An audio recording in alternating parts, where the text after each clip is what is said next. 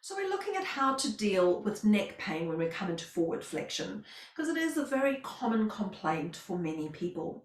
So I've got the lovely Fleur here helping me, and we're just going to do a rotation exercise for the head and neck. That will really help to improve the mobility and the way that we think about how the head moves. So as you can see, I've got Fleur on a cushion there. So it's different to this sort of soft cushion. This is more of a foam, and it's probably about 3 centimeters thick. So that's about the right level for her. You can also use those little vinyl pads that you can get from some of the manufacturers. And in fact, our Spring Movement collection on my website has got some of those vinyl cushions that you could be using as well.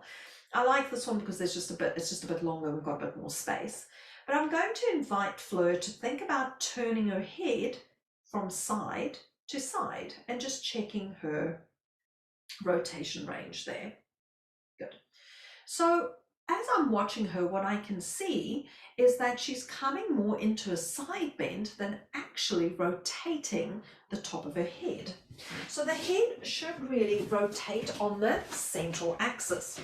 So I'm going to assist her here, and I want her to think about her nose and the back of her head being connected.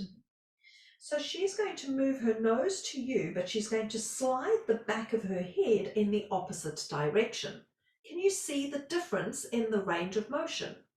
Then she's going to slide the head back. So now she's working the C1 and C2 connection here, and her head is staying on top of the axis as opposed to it coming off. So nothing wrong with doing that movement, it's just not the movement we're after right now. And then we're going to do the same thing this way. So she has to slide her head. So I often think about just sweeping a bit of dust to the side, and then she's going to sweep her head back to the middle. And she's going to do that again. So doesn't that feel a lot more comfortable? Yeah. Yeah. It's really good, hey? Mm-hmm. Good. Now let's go the other way. And then you'll really be able to notice if you've got more range in one direction than another. And if you've got a sore neck or a tight neck, this is a great way for you to start releasing the tension through the back of the neck before you even attempt an abdominal curl. Or if you've done some and your neck is sore, go and do some of these. Do your face release again. So I hope you've enjoyed this series with me and that you now have some more ideas on how to deal with that pesky neck pain whenever you're doing your abdominal curls.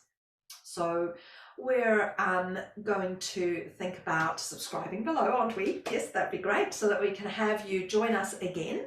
And if you want some more inspiration, check out in the links below for the Teach Pilates with Confidence Academy. And I would be delighted to be able to help you problem solve any of the other issues that you're coming across in the studio or in your own body. So thank you for joining us for this series, and I look forward to seeing you in the next series where we're going to talk about hamstring cramping when people do the bridge and what is that all about.